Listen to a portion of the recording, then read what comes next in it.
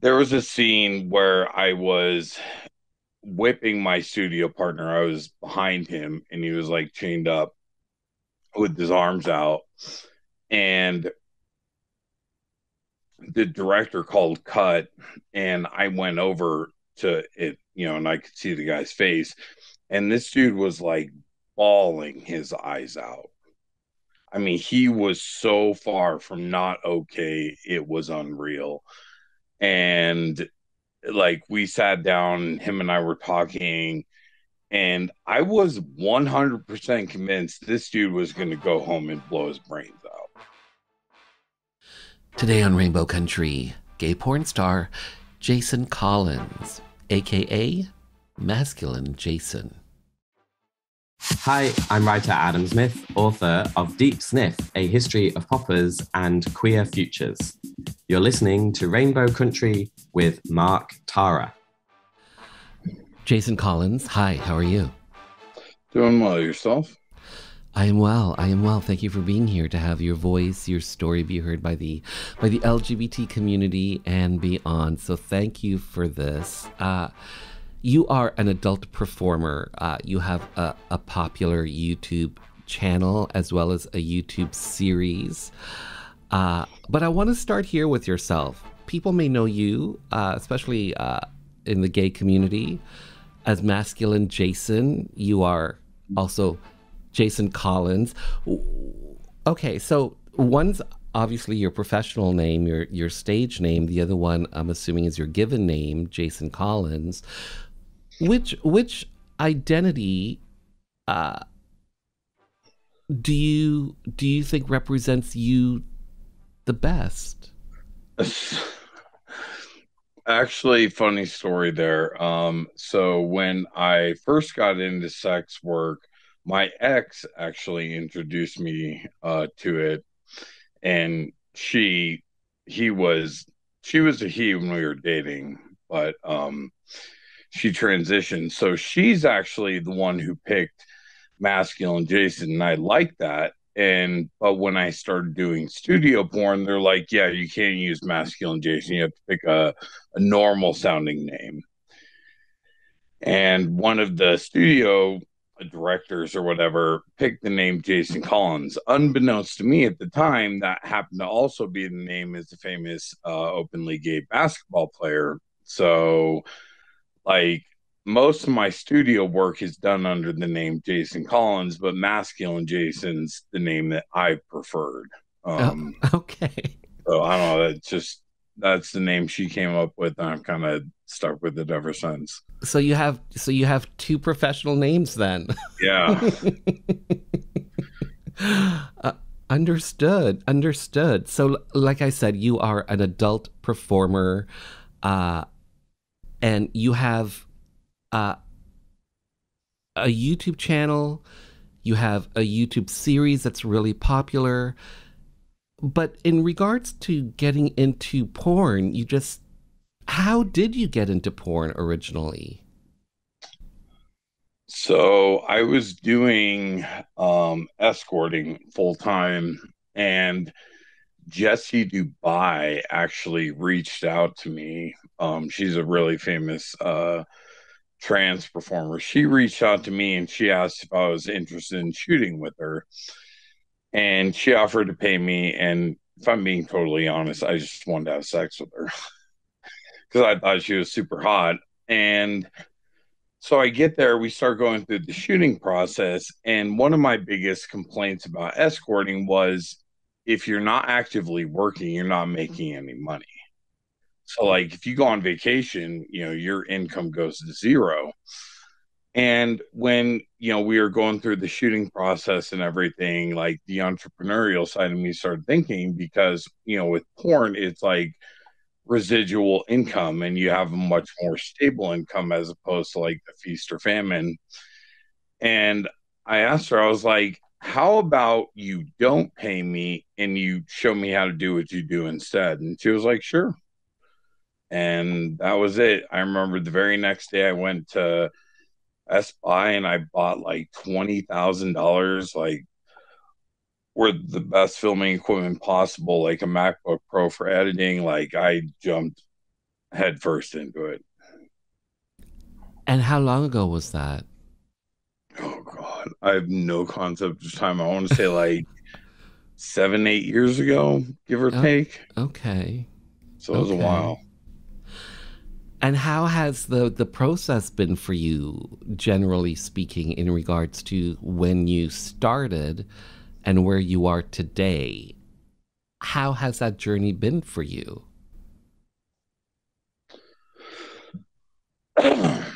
um, Has it been challenging? Has it been an easy road for the last 7 years? yeah, no, I mean,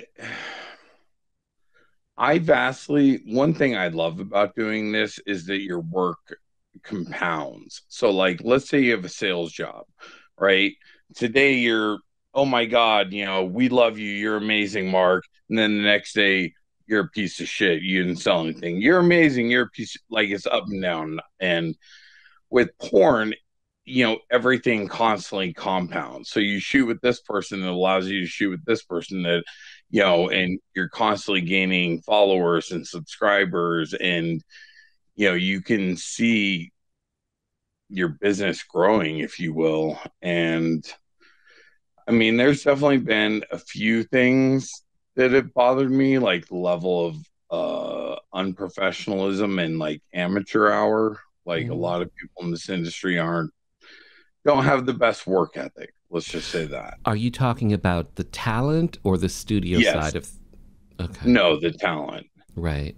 So, And like, one of my personal favorites was I had a shoot booked, and the guy I was shooting with texted me 2 hours before, and he's like, "Oh, sorry, man, I can't shoot together today. I'm too hungover." And I'm just like, "Oh my God, really?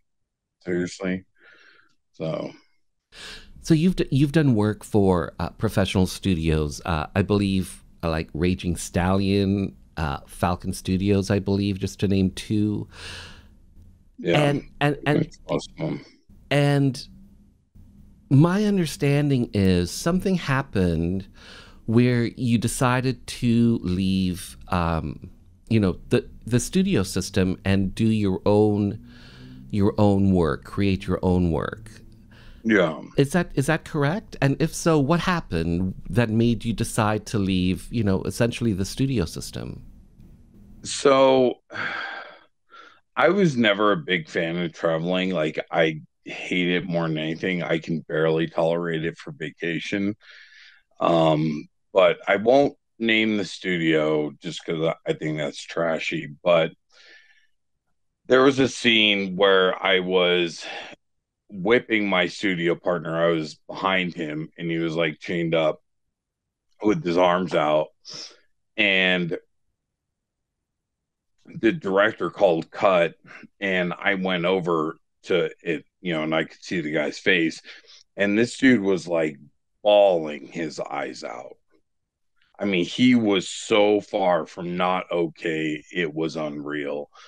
And like we sat down, him and I were talking, and I was 100% convinced this dude was going to go home and blow his brains out. Like, there was no ifs, ands, or buts about it. And, the director was really, oh, no, no, he'll be okay. Let's keep going, very pushy. And I remember I was just like, yeah, like this dude's got some serious unresolved trauma. I don't know what from, but I was just like, I'm not going to be a part of this. I'm not going to be a part of this dude going home and killing himself. And it also felt kind of rapey. And what I mean by that is, I think a mistake a lot of sex workers make, whether it's escorting or porn or whatever, is they put themselves in a position financially where they can't afford to say no. And I had a feeling that my co star on this particular scene was just saying yes that he'll go along with the scene because, his rent was due the next day, Mm, or he had to pay his car payment or mm, whatever.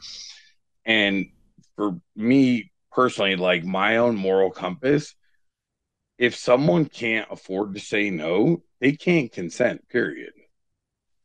And I could not shake that feeling. And for a while there, before I stepped away from studio work too, I was getting typecast into these, like, I'm fine with like BDSM or Dom sub, but almost like this sadistic torture shit. Because, no director looks at me and is like, oh, this guy's a teddy bear. Let's cast him in this sensual and passionate scene.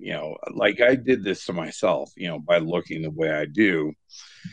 But yeah, no, between getting cast in those really sadistic roles and that scene that my co-star was clearly not okay, I was Mm. like, screw this, I'm done. Like, I'm going to focus on my own content. And Mm. thankfully, I was at a point with my own content where I was making more from that than studio work. Mm. So So yeah. do you think, looking back where you are today, looking back on that experience, do you think that that experience was, while it is and was traumatic for you, it was probably a good thing in the long run, because it maybe was the impetus for you to,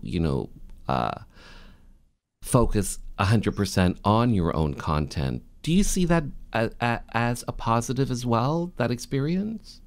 Yeah, no, I mean, I think that absolutely there's a silver lining with anything. I mean, I had a truly horrific childhood, and I can name 20 positives that came out of that. So I think there's a silver lining to everything. And I think me recently coming back to studio work, I've had a much different experience this time around. Hmm.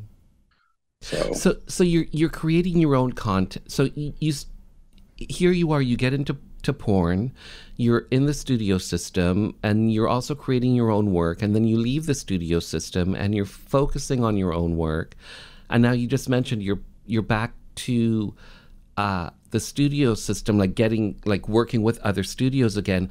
Are you essentially licensing your own content then, or are they hiring you as no, talent? no, the studio scenes I've done recently, they were all hiring me. Mm. So, Do you see yourself, as essentially licensing the stuff that you create to other studios at some point, or is that even a possibility?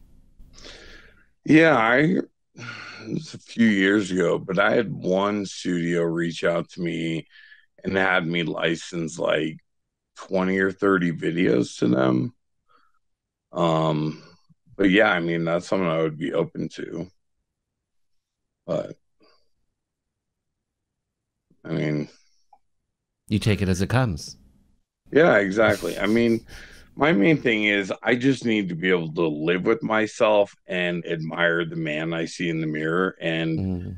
that's what I love about my own content is that, I'm shooting the content that I want to, that, not to sound cheesy, but has kind of like a, not moral to it, but like is I'm trying to showcase like genuine intimacy or like body positivity or certain things like, or for example, and I do this in my private life, and I assumed everyone did it, apparently not, because I get people commenting all the time, but like for me, sex doesn't end when I come. Like I'm not like, oh yeah, I came, it's over, I got mine. So, like in my scenes, as soon as I come, I'll always ask my partner, like, you know, what can I do to make you come? Are you completely satisfied? What else can I do for Mm. you? And, I think that You that do is, sound like a teddy bear. so that's like, I think that's important for other men to Mm. see that and Hmm. think, oh wow, maybe, perhaps I should do that. So Mm. I just assumed everyone did, but So what type of you know body types and genders do you work with? Do you tend to hire when when you're creating your content? I don't have a type. I mean, even if you looked at, like, if I were to show you a picture of my exes, there would be absolutely no discernible pattern at all, whether it comes to age, body type, race, any of that stuff. So you For work with me, it's trans performers. You work yes, with younger people, older people. Uh, do you tend to work more with men? yes. I would say men make up 90% of my content. Trans Hmm. would be 8%, women would be 2%. Hmm. And for you and your own personal sexuality, how do you see yourself? Are you pansexual? Are you where do you fall? And if you want to attach a label to it, I would say pansexual, but I've Hmm. always just said, I don't know, I'm just me. I don't Hmm. Hmm. really put that much thought into it. Yeah, I hear you. The porn industry has really changed and evolved, especially when it comes to technology. You've got sites like OnlyFans and Just for Fans and Chatterbait and all this sort of stuff. And with just a smartphone, one can become a Mhm. pornographer essentially. What are your thoughts on the evolution of the porn industry? How it's evolved. What are your thoughts on that generally? And the other part to that question is, how do you rise above the noise of, because there's so Mm. much content out there. How do you stand apart from that, all those others? So I think the evolution of porn is a good thing just because the way it used to be, studios would kind of gatekeep, if you will, and they would only cast certain types, and the studios were deciding what was attractive or sexy or whatever, and you know whereas now, like you said, anyone with a smartphone can start creating content. And I'll get people all the time that are like, oh, I'd love to do porn, but I look like XYZ. And like there's so many insanely popular creators like Santana XXL. Like he is a big boy. Like he's got lots of juice on him. And he's black and he's got an insane following. Like for women, there's Leilani Lewis or Leilani Lee or something. Like she's a super thick ones, and again, huge following. And you've got dwarves who are doing extremely well. And instead of the studios gatekeeping, you've got people that are getting by on their own merit, and the fans, it's essentially turned into a democracy because the fans are the ones voting with their dollars. And even you're starting to see some of the studios change and pivot who they're casting to try and keep up with it. um how to separate yourself, I think the biggest thing is just your personality and having something unique that sets you apart. Because let's say, for example, who's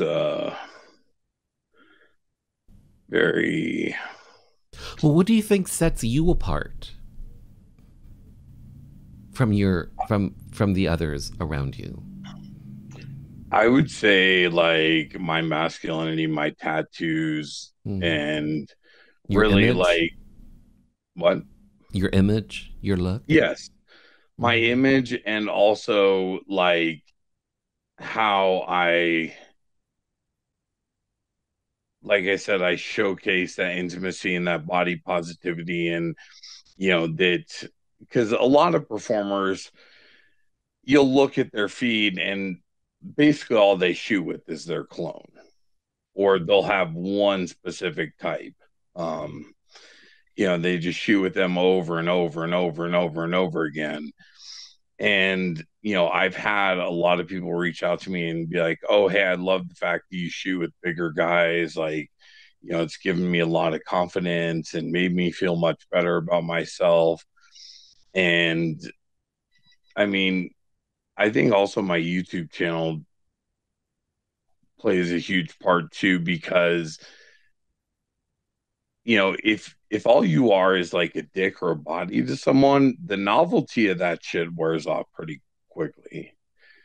And I think the fans or subscribers, if you will, really they stick with someone who they connect with. Like think of a Hollywood actor or something, or a musician that you like.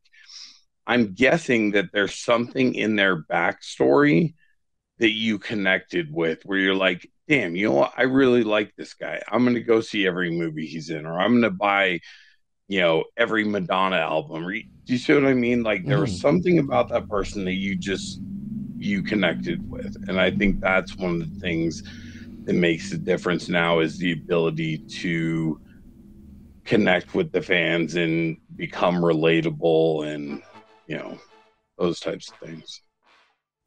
So, Jason, you just mentioned your YouTube channel, and you have a very popular show on there, Porn Star Confessions.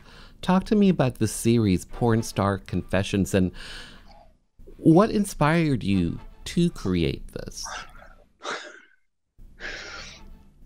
Telling porn star secrets.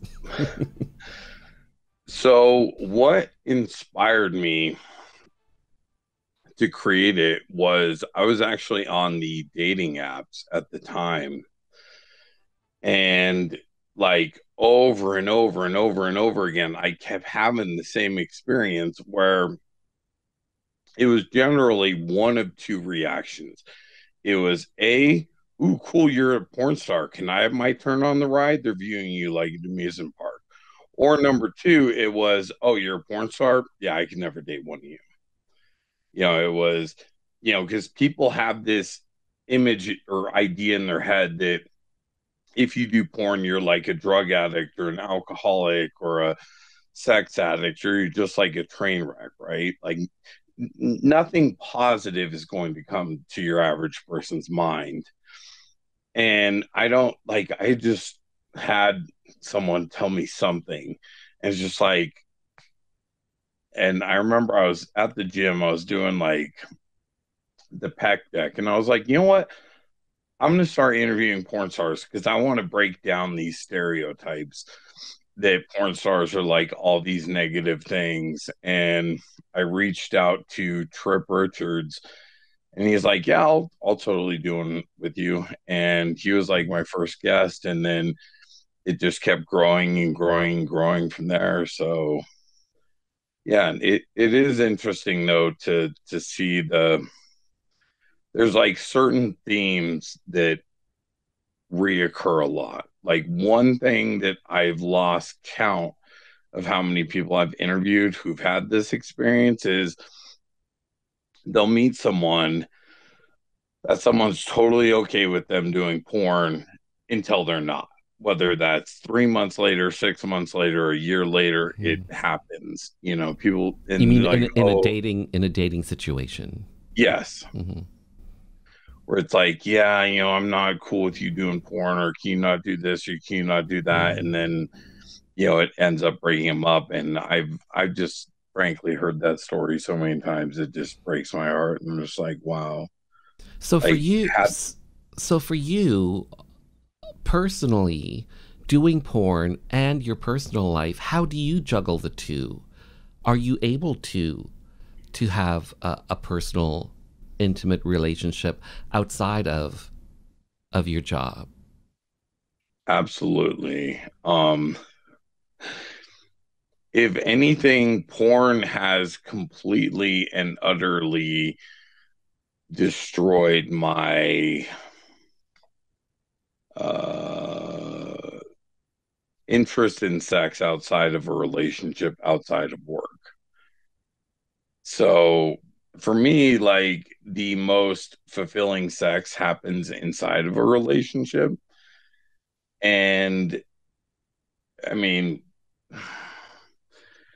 Yeah, I even remember when I was on the dating apps, I would have people all the time like, oh yeah, I'm looking for a one night stand, or I'm just looking for friends with benefits or a fuck buddy or whatever. I'm just like, why? No, like that doesn't interest me. Like, why in the hell would I fuck you for free when I could fuck someone else and film it and get paid doing it? You know what I mean? And chances are the professional is going to be much, much better. And it all comes down to opportunity cost. So for me, like sex on camera and sex in my private life are completely different, because in my private life, the only two positions I actually like are missionary and writing. That's it. Like, if I start dating someone, I tell them off the bat, I'm like, those are your two options. There ain't any others. But, on camera, obviously, I can't just do those two positions over and over and over again. So, and there's certain things you do for the camera that look super hot, but, aren't in person. Like I remember Seamus O'Reilly flew out here to stay with me last week. And I was like, oh, do you want to shoot a video on one of my Harleys, like while smoking a cigar and shit? And he's like, yeah, it sounds super hot. And I'm like, I got to be honest with you, it looks super hot. The idea of it is super hot.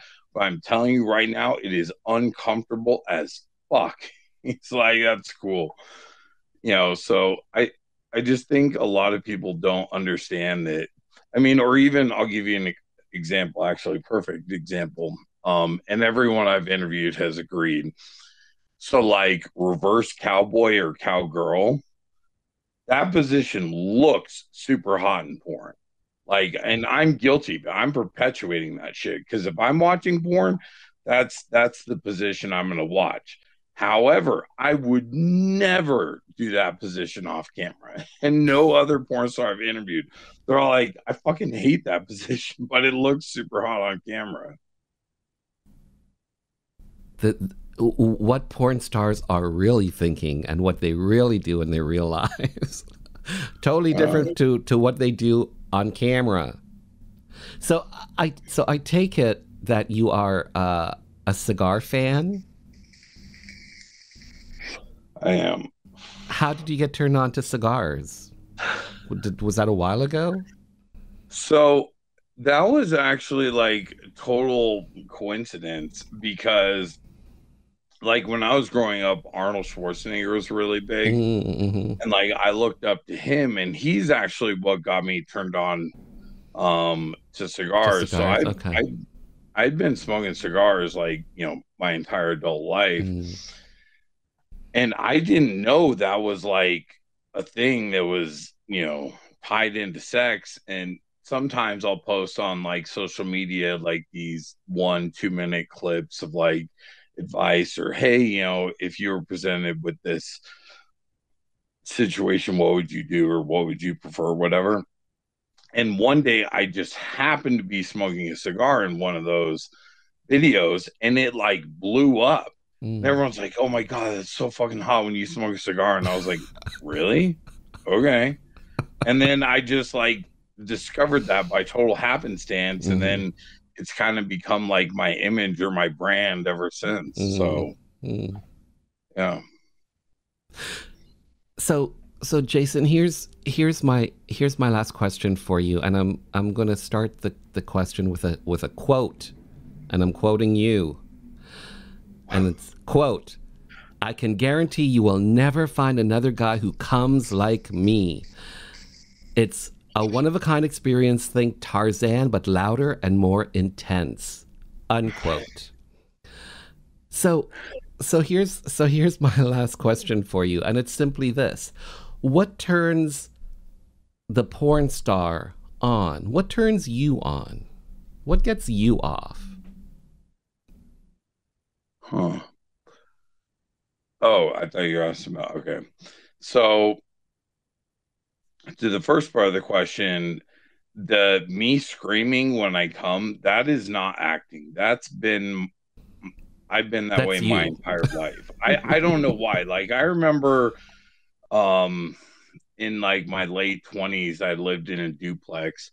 And I remember and this is long before porn. I remember my next door neighbor being like, boom, boom, boom, like pounding on the fucking wall every time I'd come because the sound would go through the wall. But yeah, no, I always warn my partners about it, but it's not uncommon. Uh, it's not uncommon for my partner's eardrums to be ringing afterwards. I'm that loud in person. And then apparently I moan, or not moan, but like I purr like a mountain lion purrs afterwards. Like it's a very deep grumble. But what turns me on, interestingly, and this is gonna sound so fucking weird because I've never known another person like this. I don't know if I would call it a fetish, but I kind of have like a stomach fetish. I don't know why. I just like there's something about someone's like I would never like I don't know something about someone's stomach is incredibly sexy to me. So if someone's like wearing something and their stomach's covered, it's like but if their stomach's showing, then we're off to the races. And I have no idea where that comes from. It's I guess the best way to describe it is my reaction to someone's stomach would kind of be like your stereotypical straight male's reaction to like a pair of tits. So a big stomach, a flat stomach, six pack, whatever. Yeah, no, and that's the thing. I noticed that too when I was on the dating apps. So I would be talking to people and I would tell them that I'm like, I have like a thing for stomachs I can't explain. And they would be like, oh, well, you're going to hate it because my stomach is, whatever. And I'm like, I didn't say it had to look a certain way. Like, I just like stomachs. So it doesn't have to be like, because people would look at me, so they assume I want like some six pack. I'm like, I didn't say that. Like, I just said I like stomachs. But the biggest thing for me is I just feed off of like my partner's energy because like if my partner's verbal or they're moaning or they're really really into it, I love that. Like that's what I feed off of. If I was having sex with someone and they weren't like making a sound, I'd be like, yeah, no, I'm good. Fuck. I'm so sensitive to someone's like energy and enthusiasm. And if I don't think someone's into something, it becomes an instant turn off. And then kissing also is like huge for me. Like if there's no kissing, I'm just kind of like booty call's over. And then something else though I did discover recently too. A video partner was like, oh hey, do you mind if I like I forget what he said, but basically like go down on your armpits, like lick and rub his beard in there and whatever. And I was like, okay, like, I don't care, I'm open, you're welcome to try. And he did it and I was like, what the fuck, dude? I'm like, this fucking feels amazing, holy shit. And then the last thing would be getting massaged. Like a little secret about me, no idea why, couldn't tell you. But if someone massages my feet for like 5-10 minutes prior to sex, I will come like 2 to 3 times as much. No idea why. It just, that's the way it works. Wow. So, well, there you go. Jason Collins, Masculine Jason. Take your pick. Well said. I have to say, thank you so much for your time. Well said, well done, well curated, well filmed, well made. You pornographer, you. Thanks for your time. Thanks for being on the show. Yeah, of course. Thank you so much. Appreciate it.